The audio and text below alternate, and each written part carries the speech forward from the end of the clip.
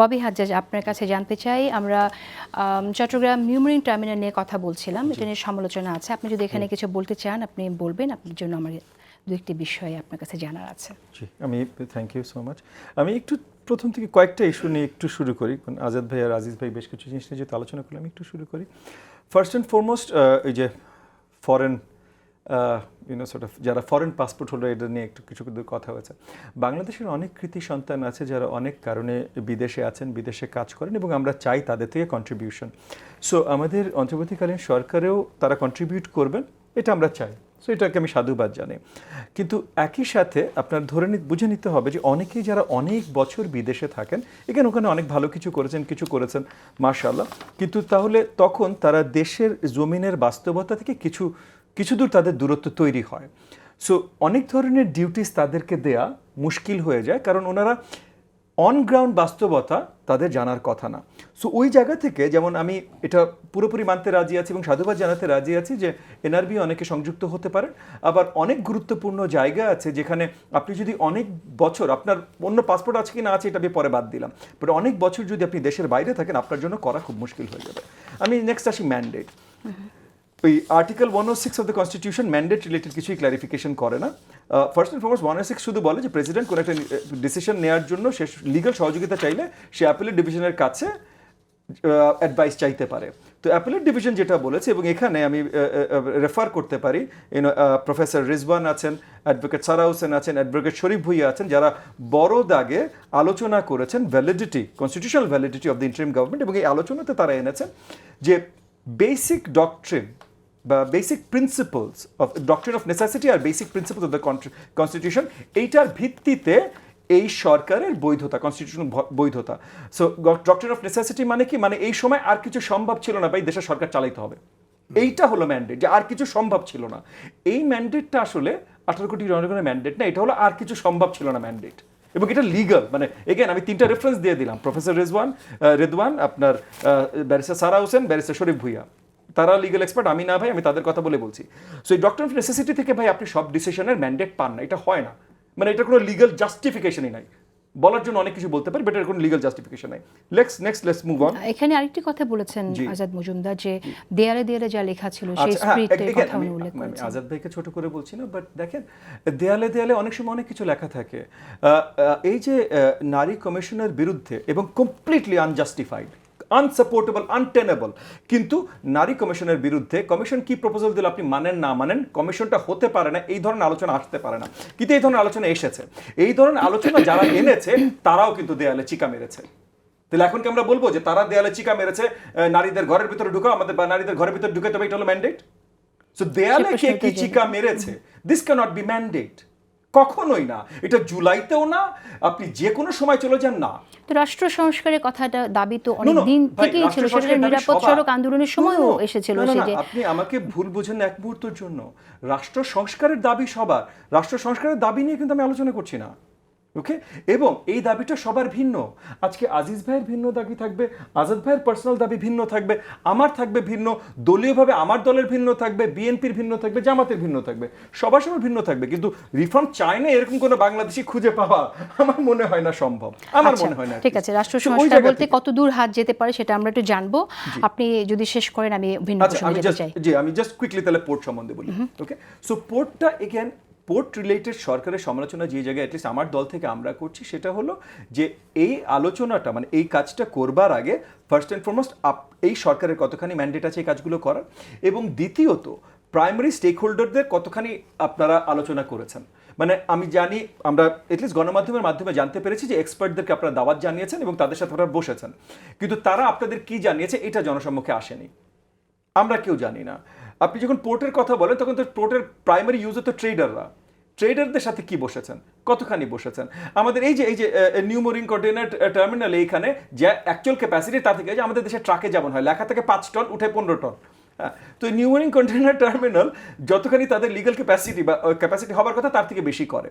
তো তার মানে নিটটা কি সেরকম? তাহলে কি এটা যদি আমরা বিদেশির হাতে দিই তাহলে আমরা নিটটা আর কীভাবে ফুলফিল করতে পারি? মানে একটা চুলচেরা বিশ্লেষণ দিয়ে যদি আলোচনা হতো তাহলে হয়তো আরও অ্যাকসেপ্টেবল হতো। প্লাস ওই পয়েন্টটা রয়েই যায় যে এগুলো আসলে একটা নির্বাচিত সরকারের করার কথা, এনিওয়ে, সো ওই জায়গাগুলো থেকে আমি বলবো যে ওই যে একটা ভুল বোঝাবুঝি, যে এই সরকারের ভেতর থেকে মনে হচ্ছে যে ওনারা ভুল বুঝছেন ওনাদের ম্যান্ডেট, কেমন ওদেরকে দোষারোপ করছি না, বাট আমি বলছি এই যে মিসআন্ডারস্ট্যান্ডিংটা অনেকগুলো প্রবলেম তৈরি করছে। এখন আপনাকে আনা হয়েছে এই ঘরটা কিছুদিন, আমি বেড়াইতে যাচ্ছি, আপনি কয়েকদিন একটু দেখে রাখবেন। এখন আপনি যদি মনে করেন না আমি কয়েকদিন দেখে রাখবো, এটা আমারই বাড়ি। আচ্ছা, এই বিষয়ে আমরা মন্তব্য জানবো আজাদ মজুমদারের কাছ থেকেও শুনবো, এম এ আজিজের মন্তব্য শুনবো, কিন্তু এটা ভিন্ন প্রসঙ্গে আপনার কাছে একটু জেনে নিই।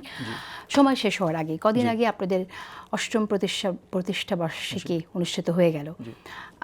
ঢাকা সিটিতে আমি অনেক পোস্টার দেখলাম আপনার দলের। তো পোস্টার নিয়ে তো পরিবেশবাদীরা এবং নাগরিক সমাজের সবাই পোস্টার ব্যানারের বিরুদ্ধে অনেক দিন ধরে কথা বলে আসছে। তো আপনারা এই সনাতন পোস্টার সংস্কৃতি থেকে বের হতে পারছেন না কেন? আপনারা পরিবর্তনের কথা বলছেন। ফার্স্ট এন্ড ফরমোস্ট আমরা ঢাকা সিটি, নর্থ সিটি আপনার কি বলে নাম কর্পোরেশন এবং ঢাকা সাউথ সিটি কর্পোরেশনের সাথে ডিরেক্টলি যোগাযোগ করেছি, অফিসিয়ালি চিঠি দিয়ে জানিয়েছি আমরা এটা করব, এটা বৈধতা আছে কিনা। তারা আমাদেরকে ভার্বাল আপনার রেসপন্স দিয়েছেন যে বৈধতা আছে, আপনারা করতে পারেন। সো বৈধতার ভিতরে আমরা করেছি, এবং আমরা কোন জায়গাগুলোতে লাগিয়েছি, যেই জায়গাগুলোতে প্রাক্তন পোস্টার লাগানো ছিল এবং পরিষ্কার করা ছিল না সেই জায়গাগুলোতে লাগিয়েছি। নতুন কোনো দেয়ালে আমরা পোস্টার লাগাইনি। কিন্তু আপনি ব্যক্তিগতভাবে কি মনে করেন এই সংস্কৃতি থেকে বের হয়ে আসা উচিত? আমি ব্যক্তিগতভাবে মনে করি যে পোস্টারিং এর জন্য বা এই যে আপনার প্ল্যাকার্ড, ফেস্টুন, এগুলোর জন্য আলাদা জায়গা যদি রাখা যেতে পারে তাহলে সেই জায়গাগুলোতে এটা করা যায়। সরকার এই ধরনের কোনো ব্যবস্থাও নেয়নি। সরকার একবার বলে এটা করা যাবে, একবার বলে এটা করা যাবে না। এগেন আমি কিন্তু ঢাকা সাউথ এবং ঢাকা নর্থ সিটি কর্পোরেশনের সাথে অফিসিয়ালি যোগাযোগ করে তাদের পারমিশন, মানে ভার্বাল পারমিশন, রিটার্ন পারমিশন না, বাট আমি রিটার্ন যোগাযোগ করে ভার্বাল পারমিশন নিয়ে তারপর আমরা পোস্টারগুলো লাগিয়েছি। এখন দেখেন আমাদের অনেক লিমিটেশনস আছে। আমরা পলিটিক্যাল পার্টিস ও জনগণকে জানাতে হবে আমরা কি করছি, কি করতে চাই, কি তাদের দিতে চাই, আমাদের মার্কা কি, আমাদেরকে যেন ভোট দেয়, এটা জানানোর কিছু আপনার ট্রেডিশনাল প্রথা আছে। এই ট্রেডিশনাল প্রথা যদি অন্য সবাইকে আপনি ব্যবহার করতে মানা করতে পারেন তাহলে আমরাও ব্যবহার করব না। আমি বিশ্বাস করি যে সুন্দর দেয়ালে আসলেই অসুন্দর করা উচিত না অন্য কোনো পোস্টার। যদি আমার কাছে আমার পোস্টার অনেক সুন্দর লাগে, আপনি যদি মেয়র হন কখনো, তাহলে আপনি কি করবেন? দেখেন আসলে এটা অ্যাকচুয়ালি মানে পুরোপুরি ভাবে মেয়রের ক্ষমতার মধ্যে পড়ে না, যেটা সত্যি কথা। বাট যদি সাপোজ মেয়রের ক্ষমতার মধ্যে দেন, আপনি মেয়রের ক্ষমতার মধ্যে দেন, তাহলে এই জায়গাটায় আমি মনে করি বেস্ট হয় হলো যে কিছু জায়গায় প্রচারণার জন্য দেয়াল রাখা, যে এই দেয়ালগুলো প্রচারণার জন্য আপনি এই দেয়ালে করেন। না, কারণ এই যে ট্রেডিশনাল দেখেন, আপনি যদি আপনার যুক্তরাজ্যে বা যুক্তরাষ্ট্রেও যান বা ওয়েস্টার্ন ওয়ার্ল্ডে অনেক জায়গায় যান, সেই জায়গায় কিন্তু অনেক জায়গায় এরকম প্রথা আছে। আচ্ছা, আমরা তো সব দলকেই জিজ্ঞেস করি যে রাজনৈতিক দলের ব্যয়গুলো কোথা থেকে আসে, টাকা পয়সা কোথা থেকে আসে। তো সেই একইভাবে আপনাদেরও তো বেশ বড় জাঁকজমক প্রোগ্রামই হলো, যে অনুষ্ঠানটুকুই হয়েছে, আপনারা এই অর্থটা কোথা থেকে পেয়েছেন? ব্যবসায়ীদের কাছ থেকে কত পার্সেন্ট এসেছে, নাকি বাবার কাছ থেকে এসেছে? না, বাবা বলতে কোনো ব্যবসা নাই এবং বাবা বলতে কোনো পলিটিক্যাল পার্টির ডোনেশন নাই। পার্টির নেতাদের থেকে অ্যাবাউট 80 to 90% ডোনেশন এসছে, এবং তার বাইরে আমাদের শুভাকাঙ্ক্ষীরা অ্যাবাউট 10 to 15% ডোনেশন দিয়েছেন। পার্টির যারা কর্মী আছে তারাই, পার্টির নেতা কর্মীরা। জি। আচ্ছা, আপনারা ভবিষ্যতে এই বিষয়গুলো ক্লিয়ার রাখবেন কিনা, ক্লারিটি থাকবে কিনা? যে ক্লিয়ার রাখি, এই যে এখন আপনাকে বলে দিলাম। এখন আপনি যদি বলেন না আমরা খাতা দেখবো, তাহলে খাতাও মানে মনে করেন as far as within reasonable limits খাতাও দেখানো যায় যে এটা এইভাবে হয়েছে। আচ্ছা, ধন্যবাদ আপনাকে। আমি আজাদ মজুমদার, আমি আপনার কাছে আসবো। আপনি জানেন যে ইশরাক হোসেনকে মেয়র হতে শপথ না নিতে দেয়া নিয়ে একটি দূরত্ব সৃষ্টি হয়েছে সরকারের সাথে, আমরা দেখছি বিএনপির, এবং সেখানে বিএনপি নেতারা এমন কথাও বলেছেন যে, আমি বিএনপি জ্যেষ্ঠ যুগ্ম মহাসচিবকে যদি আমি কোট করি, তিনি বলেছেন সরকার গায়ের জোরে ইশরাক হোসেনকে মেয়র হতে দিচ্ছেন না। আদালতের রায়ে চট্টগ্রামে শাহাদাত হোসেন মেয়র হতে পারলে ইশরাক আসলে কি দোষ করেছে? আপনার কথা যদি সংক্ষেপে আপনি বলেন। দেখেন, এই বিষয়ে একটা আদালতের রিট হয়েছে, যেহেতু বিষয়টা এখন আদালতে চলে গিয়েছে, আমি মনে করি না এই বিষয়ে আমার কোনো মন্তব্য করা উচিত হবে। কিন্তু আদালতে রিট হওয়ার পরও আমরা এই বিষয় নিয়ে একজন উপদেষ্টার মন্তব্যও দেখেছি, ফেসবুক পোস্টও দেখেছি, আবার আমরা ইশরাকের পক্ষ থেকেও সেটা জবাবও দেখেছি। পুরো বিষয়টাকে আপনি কিভাবে দেখছেন? এখানে তো আপনার উপদেষ্টা পদত্যাগের জন্য আমি কোনোভাবেই দেখছি না, যেহেতু বিষয়টা আদালতে আছে, আমি এই বিষয়ে কোনো মন্তব্য করব না। আচ্ছা, ঠিক আছে, ধন্যবাদ, অশেষ ধন্যবাদ আপনাকে। এম এ আজিজ, আমি আপনার কাছে একটু জানতে চাই যে আমরা দেখছি যে বিএনপি থেকে এখন নতুন একটি কথা এসেছে যে যারা কিনা ফ্যাসিস্ট দলের ছিল কিন্তু ক্লিন ইমেজ যাদের তারা বিএনপিতে জয়েন করতে পারবে, আপনি এটা কিভাবে দেখছেন? ক্লিন ইমেজ যে টার্মটা, এটা আমরা কি করে বুঝবো কি হলে ক্লিন ইমেজ, কি হলে ক্লিন ইমেজ না? এতদিন ধরে ফ্যাসিস্ট দলে থাকলো, ফ্যাসিস্ট দলে থাকার পরও ক্লিন ইমেজ, এটা আমরা কিভাবে নির্ধারণ করব? না, এটা আপনি দেখেন, কিভাবে দেখেন বিষয়টা? আপনি সাপোর্টার যদি ধরেন সদস্য সংখ্যা, তাহলে বাংলাদেশে আওয়ামী লীগ ছিল সবচেয়ে বড় সংগঠন, তারপরে বিএনপি। আপনি এটা খেয়াল রাখেন। এখন ধরেন আপনি সব উইন্ডো আটকে দিলেন, তাদের অ্যাক্টিভিটিস নিষিদ্ধ করে দিলেন, তারা কি নড়াচড়া করবে না? করতে চাইবে তো। তাদের যদি দুর্বলও করতে চান, তাহলে তাদের যারা অপরাধ করেছে তাদের বিচার করেন। আর গ্রামগঞ্জে বহু আছে যে তারা একদমই সাধারণ, যারা ধরেন চাঁদাবাজি করছে, যারা সন্ত্রাস করেছে, যারা অপকর্ম করেছে, তাদের অবশ্যই ম্যাথমেটিক্যালি তাদের চিন্তা করে তাদেরকে কোথাও জায়গা দিলেন না। কিন্তু একদম সাধারণ যে তার তো রাজনীতি করার গণতান্ত্রিক অধিকার আছে, তাদের তো একটা উইন্ডো দিতে হবে। হয় তাদেরকে বলেন যে না, আওয়ামী লীগের যারা কোনো দোষ করে নাই তারা সংগঠন করতে পারবে, অথবা তারা অন্য সংগঠনে ওনার পার্টিতে যেতে চায়, যাক, উনিই ছাক করে নেবে যে কে চাঁদাবাজ, কে সন্ত্রাসী, কে দুর্নীতিবাজ, এটা উনি দেখে নেবে। সুতরাং আপনি যদি এটা নাও করেন, তাহলে তো ফ্যাসিবাদকে দুর্বল করা যাবে না, ফ্যাসিবাদকে সংগঠনটাকে দুর্বল করতে হবে। তো সুতরাং আমি মনে করি যে গণতান্ত্রিক অধিকার সবারই আছে, যদি একদম নির্দোষ। এখন এই করতে গিয়ে আপনার পাল্লা ভারী করার জন্য সব আওয়ামী লীগের সব যে খুন করছে, রাজধানী করছে, চাঁদাবাজি সবাই নিয়ে নিলেন, তাহলে তো হবে না। আপনি যদি, যেহেতু আমাদের দলের উপরেও তো আভ্যন্তরীণ অনেক বিষয়ে আমাদের বক্তব্য আছে, যদি নিছক যদি সত্যি সত্যি যদি একদম সৎ লোকটাকে, একদম মানবিক লোকটাকে, একদম মানবিক দেশ চায়। ফ্যাসিস্ট এই দলে মানবিক কত % লোক আছে বলে আপনি মনে করেন? এটা তো বলা মুশকিল। যাদের টাকা পয়সা হাজার হাজার, ধরলে হাজার হাজার, তারা কয়েকটা জেলে আছে, সাংবাদিকও আছে না, আছে তো, জেলে চলে গেছে আর সব ভাইকে গেছে টাকা নিয়ে। এখন ওদেরকে তো আপনি আটকাবেন কেমনে? ওরা তো টাকা পয়সা আছে, রাজকীয় হেলা আছে, ওদের বিচার করেন, জেল দিবেন, ফাঁস দিবেন, ওরা বিদেশে টাকা নিয়ে ঘুরতে থাকবে, ওদের তো টাকার অভাব নাই, ওদের টাকা নিয়ে ভেঙে গেছে। আর তখনকার সময়ে কিন্তু সার্ভে হয়েছিল যে 5% লোকের হাতে 43% অর্থ সম্পদ চলে গেছে, পরিসংখ্যান ব্যুরোর হিসাব। তো এই 5% লোক তো চলে গেছে, তো চলে গেছে। আচ্ছা, আরেকটি বিষয়ে আমি আপনার মন্তব্য জানতে চাই, সেটা হচ্ছে আপনি জানেন যে সম্পাদক পরিষদ একটি বিষয় নিয়ে উদ্বেগ প্রকাশ করেছেন। তিনি আসলে সন্ত্রাস বিরোধী যে সংশোধনটা হলো 2025, সেটা নিয়ে উদ্বেগ প্রকাশ করেছেন। তাদের উদ্বেগের জায়গাটা হচ্ছে যে এখানে 20-এর উপধারায় যে চেঞ্জটা আনা হয়েছে, যে উক্ত সত্তা কর্তৃক বা উহার পক্ষে বা সমর্থনে যে কোনো প্রেস বিবৃতির প্রকাশনা বা মুদ্রণ কিংবা গণমাধ্যম, অনলাইন, সামাজিক যোগাযোগ মাধ্যম বা অন্য যে কোনো মাধ্যমে যে কোনো ধরনের প্রচারণা অথবা মিছিল, সভা, সমাবেশ বা সংবাদ সম্মেলন আয়োজন বা জনসম্মুখে বক্তৃতা প্রদান নিষিদ্ধ করবে।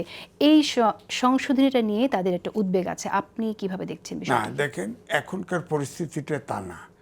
আমরা ছাত্ররা জীবন দিছে, ফেসিবাদ বিলোপ চাইছে, আপনার ফেসিবাদের পক্ষে বলা শুরু করবেন, তাহলে তো হবে না, হবে না। তো অবশ্যই নিয়ন্ত্রিত হতে হবে।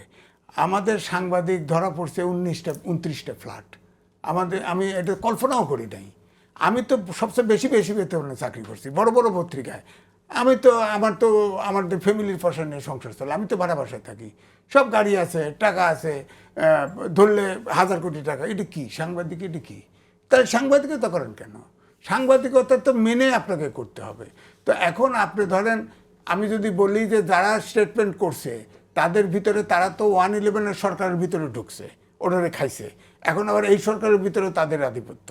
তারা চাকরি দিয়েছে যে এই সরকারের ভিতরে বিএনপি দিছে, জামাত দিছে, আর ওই 2টা পত্রিকা দিছে। ধন্যবাদ আপনাকে আজাদ মজুমদার। আমরা দেখলাম আজকে গাজীপুরের TNZ গ্রুপের এই কারখানা শ্রমিকরা আন্দোলন করছে এবং এর আগেও তারা আন্দোলন করেছে এবং তারা বলছে তারা অনেক দিন, কয়েক মাসের বেতন বোনাস তারা পায়নি। গণ অভ্যুত্থানে শ্রমিকদের তো অনেক অবদান, তো তাহলে সেক্ষেত্রে শ্রমিকদের ন্যায্য হিস্যার জন্য আন্দোলন করতে হচ্ছে বারবার কেন? ধন্যবাদ আপনাকে। আসলে এটা তো বাংলাদেশের নতুন কোনো বিষয় না যে শ্রমিকদেরকে নানাভাবে মালিক পক্ষ বঞ্চিত করার চেষ্টা করেছে। এটা গণ অভ্যুত্থানের আগেও হয়েছে, গণ অভ্যুত্থানের পরেও আপনার এ ধরনের সমস্যা দেখা দিয়েছে। গণ অভ্যুত্থানের পরে আমরা কিছু কিছু ক্ষেত্রে দেখেছি যে কিছু মালিক পালিয়ে গিয়েছে, অথবা তারা নানাভাবে চেষ্টা করছে, কিছু ক্ষেত্রে পায়তারা করছে যে ব্যবসাটা গুটিয়ে নিয়ে তাদের সম্পদটাকে আরেকটু পুঞ্জীবিত করে সটকে পড়ার। তো এই পার্টিকুলার যে কারখানাটার কথা আপনি বলেছেন, এখানে সেরকম কোনো সমস্যা আছে কিনা অবশ্যই আমাদের শ্রম মন্ত্রণালয়ের যারা দায়িত্বে আছেন তারা এটা অবশ্যই দেখবেন। আমি মনে করি প্রত্যেকটা শ্রমিকের এতদিন পার হয়ে গেল এখনো অ্যাড্রেস করা হয়নি তাদের ইস্যুটা, যে কারণে তারা আবার ফিরে এটা তো এসেছে। ধরেন আপনার বাংলাদেশে কারখানার সংখ্যা কিন্তু একটা দুটা না, অনেকগুলো কারখানা, 4000 কারখানা আছে, অনেকগুলো কারখানাতেই এরকম সমস্যা দেখা দিয়েছে। এবং যতগুলো কারখানাতে যখন এই সমস্যার কথাটা সরকারের নজরে এসেছে, সরকার কিন্তু চেষ্টা করেছে এই কারখানাগুলোর সমস্যার সমাধান করা, এবং অনেকগুলো ক্ষেত্রে সমস্যার সমাধান করতেও পেরেছে।